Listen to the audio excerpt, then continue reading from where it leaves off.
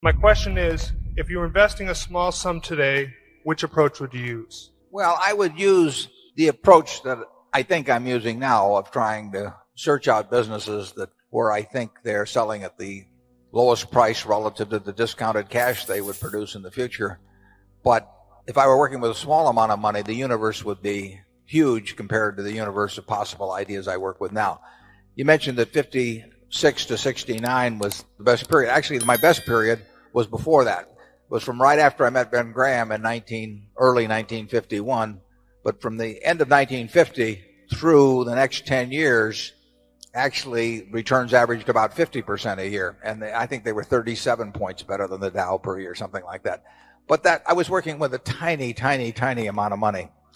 And so I would pour through volumes of businesses, and I would find one or two that I could put $10,000 into or $15,000 into that were just ridiculous. They were ridiculously cheap. And obviously, as the money increased, the universe of possible ideas started shrinking dramatically. The times were also better for doing it at that time. But I think if you're working with a small amount of money, with exactly the same background that Charlie and I have, and same ideas, same whatever ability we have, I think you can make very significant sums. But as soon as you start getting the money up into the millions, many millions, the curve on expectable results falls off just dramatically. But that's the nature of it. You've got to, when you get up to things you can put millions of dollars into, you've got a lot of competition looking at that, and they're not looking as I did when I started. When I started, I went through the pages of the manuals page by page. I mean, I probably went through 20,000 pages in the Moody's Industrial, Transportation, Banks, and Finance manuals.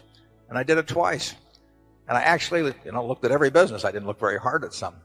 Well, that's not a practical way to invest tens or hundreds of millions of dollars. So I would say if you're working with a small sum of money and you're really interested in the business and willing to do the work, you will find something. There's no question about it in my mind. You will find some things that promise very large returns compared to what we will be able to deliver with large sums of money. Charlie? Well, yeah, I think that's right. A brilliant man who can't get any money from other people and is working with a very small sum probably should work in very obscure stocks, searching out unusual, mispriced opportunities. That's such a small world. It may be a way for one person to come up, but it's a long slog.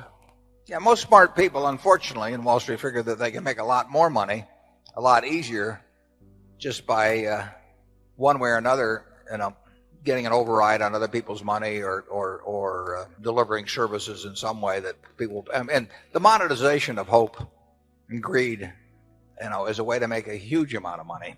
And right now, it's just take hedge funds. I mean, I've had calls from a couple of friends in the last month that don't know anything about investing money. They've been unsuccessful and everything else. And, one of them called me the other day and said, well, I'm forming a small hedge fund, $125 million he was talking about. Like the thought that since it was only $125 million, maybe we ought to put in $10 million or something of the sort.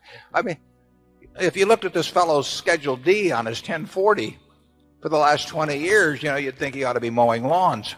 But he may get his $125 million. I mean, and it's just astounding to me how willing people are during a bull market just to toss money around because they think it's easy. And of course that's what they felt about internet stocks a few years ago. They'll think about something else next year too. But the biggest money made, in Wall Street in recent years has not been made by great performance, but it's been made by great promotion, basically.